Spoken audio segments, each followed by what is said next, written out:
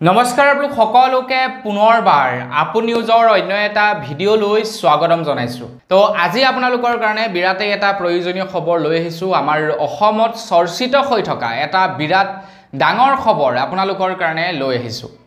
আপোনালোকৰ ঘৰত বাৰু বৰ্তমান স্মাৰ্ট মিটাৰ লাগি আছে নে আপোনালোকৰ ঘৰত বৰ্তমান পুৰণা দিনৰ সেই মিটাৰটো লাগি আছে? কমেন্ট এটা কৰি জনাবচোন।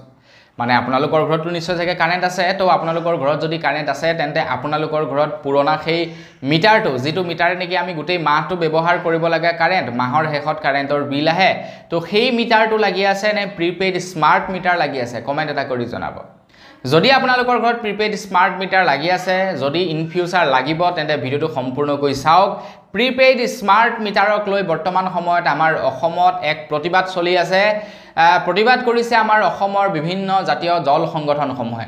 তো এই সন্দৰ্ভত মই আপোনালোকক জনাম যে প্ৰিপেইড স্মাৰ্ট মিটাৰক লৈনো কিয় বৰ্তমান প্ৰতিবাদ কৰিব লগা হৈছে, তো তাৰ ওপৰতে মই আপোনালোকক জনাম। তো মই শ্ৰীপাঞ্জী গগৈ, আপোনালোকে চাই আছে আপোন শৰ্টছ। আহক আৰম্ভ কৰোঁ আজিৰ ভিডিঅ'। আজি ভিডিঅ'টো আৰম্ভ কৰাৰ আগতে লাইক এটা কৰিবলৈ নাপাহৰিব। চেনেল যদি এতিয়ালৈকে ছাবস্ক্ৰাইব কৰা নাই তেন্তে চেনেলটো ছাবস্ক্ৰাইব কৰি ল'ব এনেকুৱা ধৰণৰ খবৰবিলাক চাই থাকিবৰ কাৰণে। তো ঘটনাটো হৈ গ'ল এনেকুৱা ধৰণৰ আৰম্ভণিৰে পৰা আপোনালোকক জনাই দিছোঁ। যেতিয়ালৈকে নেকি আমাৰ অসমৰ মানুহবিলাকৰ ঘৰত পুৰণা দিনৰ মিটাৰটো লাগি আছিলে, তেতিয়ালৈকে কি হৈছিলে, মাহটো আমি কাৰেণ্ট ব্যৱহাৰ কৰোঁ, মাহেকৰ শেষত কাৰেণ্টৰ বিল আহে আৰু আমি বিল পৰিশোধ কৰিব লাগে। কিন্তু কিছুমান এনেকুৱা মানুহ থাকে যিবিলাকে নেকি কি কৰে, তেওঁলোকে কাৰেণ্টটো ব্যৱহাৰ কৰে ঠিকেই, কিন্তু কাৰেণ্টৰ বিলটো পৰিশোধ নকৰে, যাৰ ফলশ্ৰুতিত এপিডিএছএলৰ যথেষ্ট পৰিমাণৰ লোকচান হয়। অকল এপিডিএছএলেই নহয়, অসম চৰকাৰৰো যথেষ্ট পৰিমাণৰ ইয়াত লোকচানৰ সন্মুখীন হয়। তো তাৰ পাছত এপিডিএছএলে নতুনকৈ ইন্ট্ৰডিউচ কৰিলে আমাৰ অসমৰ মানুহৰ মাজত প্ৰিপেইড স্মাৰ্ট মিটাৰ। তো এই প্ৰিপেইড স্মাৰ্ট মিটাৰটোৰ মেইন লক্ষ্য কি? প্ৰিপেইড স্মাৰ্ট মিটাৰটোৱে কি কৰিব, আপুনি প্ৰথমে ৰিচাৰ্জ কৰিব লাগিব, তাৰ পাছত আপোনালোকে কাৰেণ্ট ব্যৱহাৰ কৰিব পাৰিব। মানে মোবাইল ফোনৰ নিচিনা আপোনালোকে প্ৰথমে ৰিচাৰ্জ কৰিলে, তাৰ পাছত আপোনালোকে ব্যৱহাৰ কৰিব পাৰিলে, সেইটোৱেই হৈ গ'ল প্ৰিপেইড স্মাৰ্ট মিটাৰ। ইয়াতে এনেকুৱা এটা টেকন'লজি ভৰাই থোৱা আছে, আপোনাৰ ৰিচাৰ্জ যেতিয়া অট'মেটিকেলি আদায় হ'ব তেতিয়া আপোনালোকে কাৰেণ্ট ব্যৱহাৰ কৰিব নোৱাৰিব। এইটো এটা নতুন টেকন'লজি তাতে তেওঁলোকে ভৰাই ৰাখিছে। তো সিমানখিনিলৈকে ঠিকেই আছিলে। তো যিবিলাকে নেকি ডেইলি কাৰেণ্টৰ বিল পৰিশোধ কৰি থাকে, তো তেওঁলোকৰ কাৰণে এইটো ডাঙৰ ইছ্যু নহয়, এইটো এটা কোনো ডাঙৰ অসুবিধা নহয়। তো তেওঁলোকে ভাল পাইছে, সকলোৱে একচেপ্ট কৰিছে। কিন্তু যেতিয়া নেকি একাংশ মানুহৰ ঘৰত প্ৰিপেইড স্মাৰ্ট মিটাৰ লগাই দিলে, তাৰ পাছত মেইন জেংটো আৰম্ভ হ'ল। মেইন জেংটো তাৰ পাছৰে পৰা আৰম্ভ হ'ল। প্ৰথম কথা হৈ গ'ল কি, 24 ঘণ্টা কাৰেণ্ট আমাৰ অসমত নাথাকে। এতিয়া একাংশ মানুহৰ ঘৰত বৰ্তমান সময়ত ইনভাৰ্টাৰ আছে, যাৰ কাৰণে মানুহে বুজি নাপায় সেইসকল দুখীয়া মানুহৰ কথা, যিসকল দুখীয়া মানুহে নেকি এই গৰমত কাৰেণ্টৰ অবিহনে থাকিব লাগে। গতিকে ধনী মানুহবিলাকৰ ঘৰত ইনভাৰ্টাৰ থাকে, তো তেওঁলোকে বুজি নাপায় যে কাৰেণ্ট গ'লে মানে বা কাৰেণ্ট নাথাকিলে কেনেকুৱা ধৰণৰ অসুবিধাৰ সন্মুখীন হয়, সেইকাৰণে বুজি নাপায়। সেইটো হৈ গ'ল 1 নম্বৰ ইছ্যু। 2 নম্বৰ ইছ্যুটো হৈ গ'ল, যদি কোনোবা এজন ব্যক্তিয়ে আগৰ মিটাৰটো থাকোঁতে 200 টকা কাৰেণ্টৰ বিল পে' কৰিয়েই তেওঁ মাহটো চলি গৈছিলে, এতিয়া সেই একেজন ব্যক্তিয়ে 2200-2500 টকা কাৰেণ্টৰ ৰিচাৰ্জ কৰিব লগা হৈছে, তেতিয়াহে তেখেতে চলিব পাৰিছে। মানে কি হৈ গৈছে, বহু জেগাত কোৱা অনুসৰি এইটো এটা মানে দাবী উত্থাপন কৰিছে, এইটোত প্ৰপাৰ প্ৰমাণ বৰ্তমানলৈকে মোৰ ওচৰত নাই।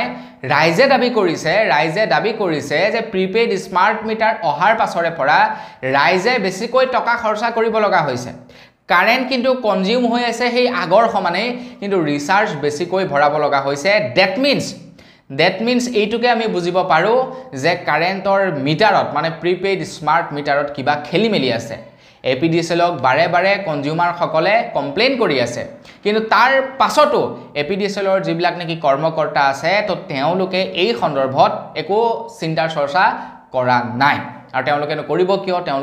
তেওঁলোকে দৰমহা পাই আছে নিৰ্দিষ্ট সময়মতে। আৰু সেয়াই নহয়, যেতিয়া নেকি কনজিউমাৰসকলে এপিডিএছএলৰ অফিচত কমপ্লেইন কৰিবলৈ যায়, বহুতো এনেকুৱা অফিচাৰ থাকে যিবিলাকে নেকি ব্যৱহাৰ কৰে কনজিউমাৰৰ লগত।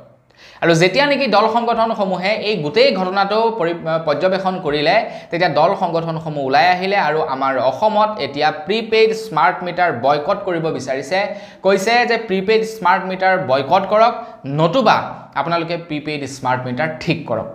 এনেকৈ কিন্তু নচলিব, অসমীয়াৰ ওপৰত এই লুণ্ঠন নচলিব এপিডিএছএলৰ।